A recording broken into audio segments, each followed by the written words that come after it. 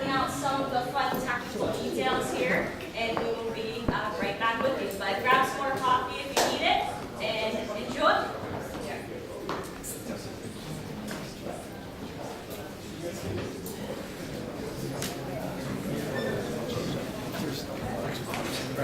That's a great time for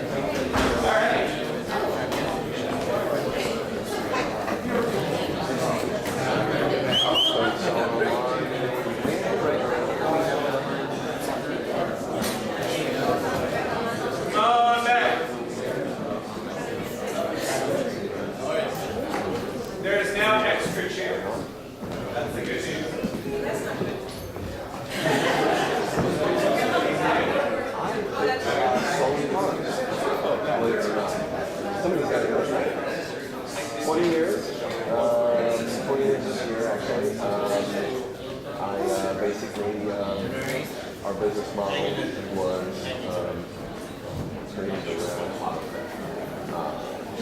cars, ignition all messed up, insurance companies, dealerships, dealerships, call them every day. Very niche, very awesome. Never was in the automotive industry. Sherry Cecina, rescue rank, please.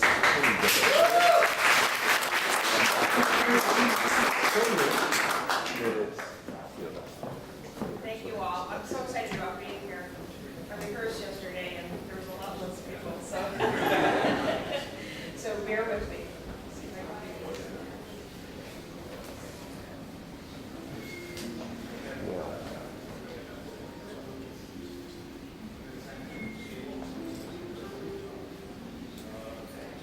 How many people just went into a panic?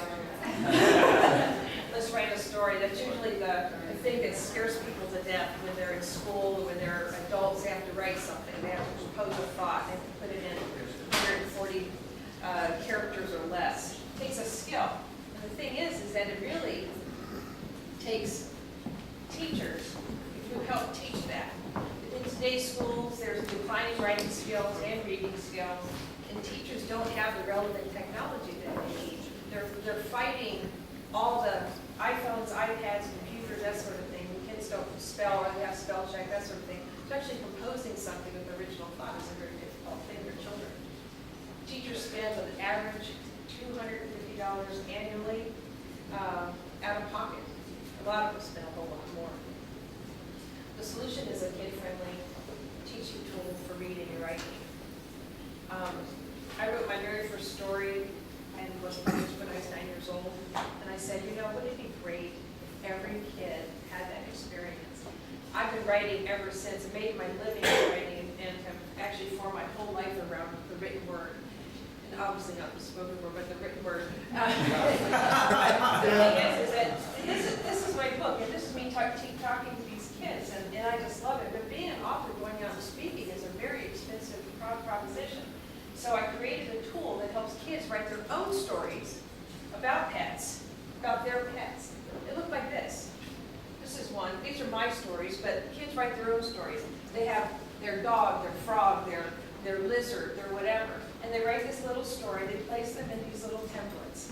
A school teacher, second, third, fourth grade teacher, an inmate in a juvenile detention facility, anyone, they'll have these stories on an unlimited basis. Why is that?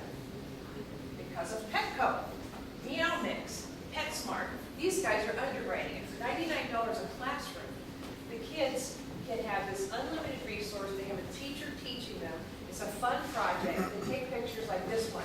funny picture of their cat. Maybe they set up a story like this one, which is my cat being evacuated for the hurricane.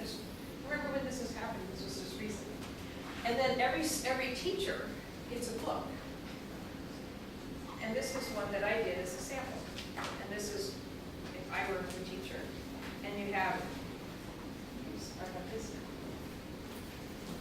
This is what the book looks like. This is inside, and these are all the kids. And this guy is allergic, so he doesn't have a cat, but he does have a rock. So, he wrote a story about his pet rock. And see how these pictures are, these are the stories, and then they're compiled, and then this teacher gets to keep this reading book forever. This is their class book. So they get to see that kid when he's 15, and that's always a joy for those children. This is a new way of doing business. It's called the social enterprise. We have dual bottom lines. We focus on financial viability, of course, because that's how every business stays a business. But what's most important is the number of children we're going to serve and how many children we're going to reach. That's what's also most important to the corporate sponsors that we have who put their logos on these books and on these pages. We have multiple revenue sources. We have a classroom sponsor. Every single person in this room can be a classroom sponsor for $99. Again, they get unlimited story templates for the kids to write stories about multiple different types of pets, any pet they have. And the book sales. Working with Shutterfly to produce these books. Our revenue is due to about $10 a book. We're averaging we're looking at about 10 books per classroom that will be sold. Grandparents, aunts, uncles, you guys like that, sponsors, whatever. It can be a lot more. It probably won't be less. That's a low average. I'm doing all my numbers very conservatively. And there's also corporate sponsorship. That's like a Petco or a PetSmart. Say they want to brand this. They just put their logo on everything, like this book. See Petco. It's on it. Or if they want to do a child reward, it's another thing they can do, and that would be that their logo is on the story, and then they also get a certificate of participation for the child, so that says you participated in this writing class or a contest or something like that. And the third one is a third level of corporate sponsorship is those two plus the use of those stories in marketing. And these would be pre-approved by teachers and by their parents to allow the children's stories to be used, their images to be used in their marketing purposes. But most of the social media for PetSmart, Petco, and I have spoken to these companies, it's very hard to get. And the real problem is the stories are not well written. So if they write anything, they usually just send a picture of their dog, and it's really not such a great one. And then there's some issues with that. The company is perfectly sustainable because we have founding sponsors, then we have corporate sponsors, classroom sponsors, and book sales. All we have is revenue. And it's just a tremendous amount of revenue. And then every once in a while, the child finishes the job,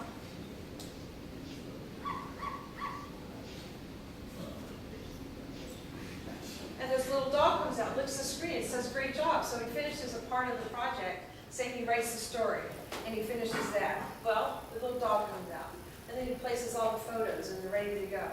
And then a little lizard comes out, and he eats a bug. I have one of those too. So there's all these little motivational factors, and little rewards in there, making a lot of fun for kids, a lot of fun for teachers. And the teachers are there to work with the kids to develop the stories. And that is one presentation that I want to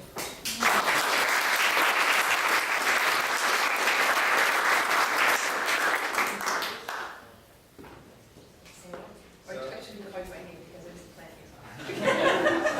This is an iPad app that kids use. Yep, iPad and computer based. Yeah.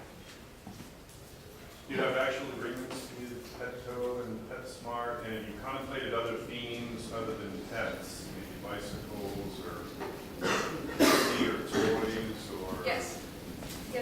I have had contact with these companies.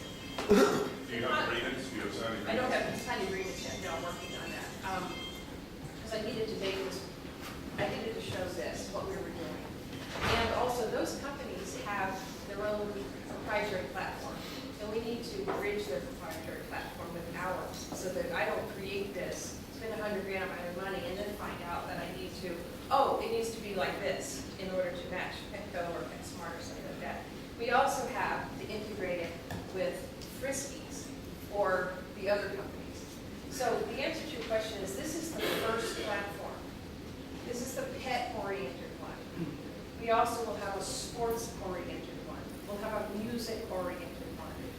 food-oriented one. We can have one just for the field trip to the Smithsonian. You know, so we have the Smithsonian, which primarily will provide kind of the bulk of the stories, you see. And then the child in the classroom, the child at an exhibit or whatever, they can have stations where they're shot, and that field trip price could include a class book and other books for their parents. That's what I'm most excited about. It's a harder sell. This is an easier sell for me at this moment because there's just so many potential customers. Yeah. I don't know if this is criticism or just an opinion. I'm looking at this and I'm thinking you're talking about the revenue side of it a lot in an arena that's about kids' appreciation for writing. And I'm feeling like I should have seen more about how this helps develop the kids, why teachers would want to use this. You know, I have 2 kids in this age group that are writing, just learning to read, so I mean, it almost seems like I want to see more of that and less of revenue basis. I want the revenue to come in last, but this seems like something where I want to see the benefit to the kid. Sure. And the benefit to the teacher especially. Sure, it's, thank you. Because that's what I want everyone to see. I want them to say, this is so perfect for classrooms. How is it? Well, teachers need teaching tools. They go out and spend the money now. I go out as an author, and I've written 5 children's books. I just recently just did this one, for example, and I'm out talking about it, right? It cost me $500 for every classroom I speak at.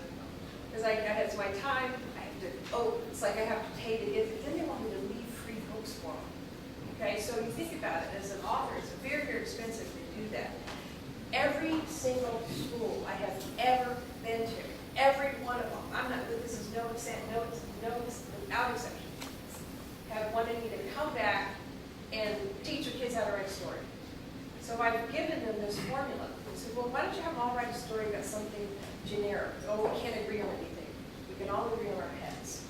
So I'll write a story if they don't have a pet. They have a dog that they like. Their grandmother has a dog. There's somebody out there, there's a pet in their life, believe me. So they can all write a story about a pet. And I've had several teachers do that. And they've come back and shown, I have kids who've done it on their own. That's the other thing. You can do this with your children. You can get these templates. You can get a book, $99 for you, and your kids, that's what you do all summer long, and you write a book together. It's perfect. Homeschoolers, unbelievable. And this is exactly the type of tool. It gives them also empathy and compassion. I teach writing from the point of view of the pet. So, you know, the food dish is real big, that sort of thing. I do that. Other teachers can have a different vantage point from what they want to do. So from a marketing perspective, if I understand this correctly, you have a teacher that wants to get their classroom involved. They apply for the class, and then you have a sponsor that's willing to finance that. Yeah, that's exactly right. What I'm doing is I'm actually getting the Petcos, the Friskies, if you have a dog, you're writing a story about a dog, you go on and you click dog. So you're going to have dog, like a dog house, you have a dog phone, you have a dog dish, that kind of thing on your story. Mine is a cat, so I have cat pictures on it. We'll have an animal appropriate advertising for each one. And so most companies like a Publix Paws or a Petco or something like that, they'll still buy like 1,000 classrooms or 100 classrooms. That's what they'll do, and they get their logo. So what is your capability? Huh? Where's your capability? How many classrooms do you consolidate? Well, at this moment, none, but we're called pre-revenue, right? Well, the reason I say it is I know a couple of principals development. We're looking at, in our 3rd year of operation, this is classrooms, 50,000 classrooms, reaching 4 million families. It's huge, absolutely huge. The thing is when Petco sponsors this, or PetSmart or Friskies, they sponsor something like this, this thing goes up on the refrigerator. And when your house catches on fire, this is the thing they go in to get. We all know that, right? This is the yearbooks. This is the photo album. This is the one thing you can't get back. Technically, you can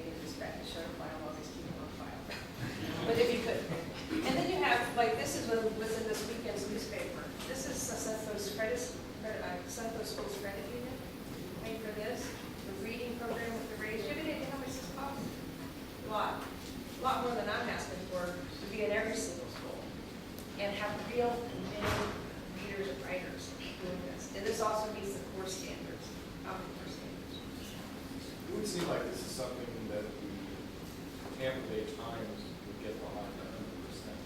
You would think, right? You would think, but They're looking for money. I mean, they're out there, you know, they're looking for money themselves. They own the Poyer Institute, owns the St. Pete Times, is a nonprofit looking for money to operate. They let go of a lot of their best reporters. And, you know, so they don't have additional revenue for this sort of thing. It has to be the growing commercial interest. You know, the pet goes, you know, you're always going to have a pet, that sort of thing. Yeah, I have a question about the actual program. So is it just prompts for the kids, or does it help them go back and refine the structure of sentences, or is there any? Both. It's both. It's not ready till it's ready. Till you are ready as a child. And actually what I want is the teacher to come and approve it. So it's their way of saying, yes, everything's spelled correctly. The story is a story. There's a formula to writing stories. There's an art. There's an actual formula to writing stories, and it needs a formula that's ready to go. And so there will be a lot of it. As a matter of fact, a teacher could do this all semester. This could be their extracurricular activity. It could be something that they do for writing a story week. It could be whatever they want to do. They may have one kid in the class that wants to do something like this, and then they just dedicate their time to that one child. It's so versatile, they can do whatever they want with this. I have a question. Is there a way that they can measure the growth in their reading skills, such as preparing for the SAT, SCAT, or right? I'm into helping them write, you know, just to write, just have that experience of being an author. There will be somebody who measures that. Believe me, it won't be me. I may engage the process, but it will be an educational institution that needs to do that sort of thing. You know, this is what I don't even like that kind of thing. So there will be someone who does that. I won't be doing that. I'm into selling stuff because that's a tremendous amount of money to get that research done. So the first product is just the platform for the students. You talked about the large opportunity for different companies to work on this. And for each company, they obviously want their own like style of writing or what their subject is about. So that could be one story about basketball or whatever, right? So do you see yourself doing each story or allowing companies to come and create their stories? And how does the teacher access each one of these individually? Like you did the Smithsonian, would the teacher be able to have like a selection of books? The Smithsonian would actually, technically how it's structured is I own the technology and I'm licensing the technology to these various entities, okay? So I may license it to the NBA, okay? They'll get the Nikes, they'll have the themes, you know, that sort of thing. I work with Busch Gardens, I work with Clearwater Marine Aquarium, with the dolphin, saying it could be the Million Man March, you know, where people go and they have this experience, or they could be the presidential inauguration, you know, it could be anything. That you license the technology. In those cases, you create a whole book. It's a memory book. So half of the people think they're going to do these and they don't. That's where Shutterfly is really, how do we get more people to do it? Try to make it really easy. My thing is just write the whole book for them and let them put themselves in those places. They can take any picture out. We can get actual pictures of like the president taking the oath and what he said and all this sort of thing, the speech and everything. With companies don't dictate the content. This is a children's content. They write, these little kids write the story. Nike wrote the story. I mean, that's not completely off mission, you know, so they may say we want basketball stories. The NBA want basketball stories, or they want sportsmanship stories, or usually that's pretty broad, because all basketball stories have glory. I wrote 2 books about the NFL. These, of course, weren't glory because there was all NFL, but this is the model that I'm talking about in action. This book sold 50,000 copies in 90 days. The day I had the idea to the day I held the book in my hand was in 90 days. Sold 50,000 copies. And these are the people who underwrote this book. See, I wrote the book. I took some stories out, like with Hardy Nickerson and Trent Delver and y'all know Brad Culpepper, right? So those guys, I took their stories out and showed these corporate sponsors. This Oscar Mayer, this Paragon Cable at the time, now it's Time Warner, Bright House. And so, and I have all the smaller, these are big sponsors, these are little sponsors. And then altogether, we raised $50,000, sold 50,000 copies of this book. They're about $4 a piece, $5 a piece. And then I had the football players, all these guys in the book, sign their page and take them to the schools, take them to the Great Exploration Museum, take them to the Children's Home. This one, same thing, 120 days, 350,000 copies of this book in 120 days. And this is also with the NFL. All 2 players on every NFL team here. It's amazing that people don't do that. That's not how people just, they hope to write a book, they hope some publisher will bestow upon them their good graces, and they take 2 years to get the book out, and then they hope someone buys it. Who would want to write like that? I can imagine. So, Going back to if you do reach 50,000 schools, obviously you can't go to 50,000 schools. So what is the format? Is it like a junior achievement where the corporate sponsor may send their employees out to start the program and jumpstart it with the teacher, or is it completely out on the iPad? no, we don't try to have the labor. That's kind of the thing that brings down the revenue, right, or brings down the profit. So, no, we don't have corporations going out doing anything. I can't ask them for money and then give them a job. I'm not going to do that. They want to go. It's up to them. Maybe something that they do. But most likely they'll read the other kids' stories. You know, they're not going to go out and tell people how to do this or what. It's real simple. I do my own presentation in 2 minutes. It's real simple. So if you go online, you sign up in there, and you have your teacher, you have access. If you're, you have a sponsored school, for example, Petco or something like Petco's in San Diego. Petco may sponsor all the schools in San Diego. Say there's 1,000 of them, right? And so they may sponsor all those schools. Every school in San Diego automatically can do this, and they're ready to go. They're done, you know. And the schools in Florida, here in Pinellas County, maybe we get Publix. They got 3,000 stores. Maybe they want to sponsor 3 schools or 5 schools per store. Who knows? That'd be great, wouldn't it? So that's the kind of thing. And they all have arrangements with people who are selling stuff on their stores, on the shelf, to get it off the shelf. And they have this cooperative advertising. This is a sure thing for them. It's much better than putting it in some sort of advertising. So you have kids of all different abilities in the same classroom. Who edits to make sure that you don't get Teacher. What the teacher's job is. Encourage them, write, edit them, help them. And they also, if it's like Bert runs through it, once again, half as much. So you keep working on it. You can work on a story. Think about computers. You can work on these things forever. And they never get tired. They never get old. Your story is, you can work on your story until it's ready. And like someone like me, I can write a story in about 10 minutes. Somebody else may take them 3 days or a month. It's just so awkward for them. They, you know, that whole thing is a learning experience for the child, even the process of learning and writing. I'm out of this market because my kids are very working, the students are working. When they were young and when they were at that stage, I was fortunate enough to have them in fundamental schools in this area. And the teachers would do that. They had created assignments, very writing assignments all the time that we would review in fundamental schools. The parents are very involved. So we used to read them, we used to know what they were doing, and several levels as they were advancing. So what has changed? Because even if they're using an iPad. This is that program. It is that. But they get to now bring this home. It's a theme. Teachers tend to have difficulty coming up with themes that all kids can agree on.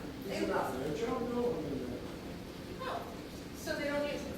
I mean, you know, or they pick baseball, or they pick, you know, they'll go to rescue writing. They'll have so many themes. If you have some teacher that is so good at it, that's the exception of the week.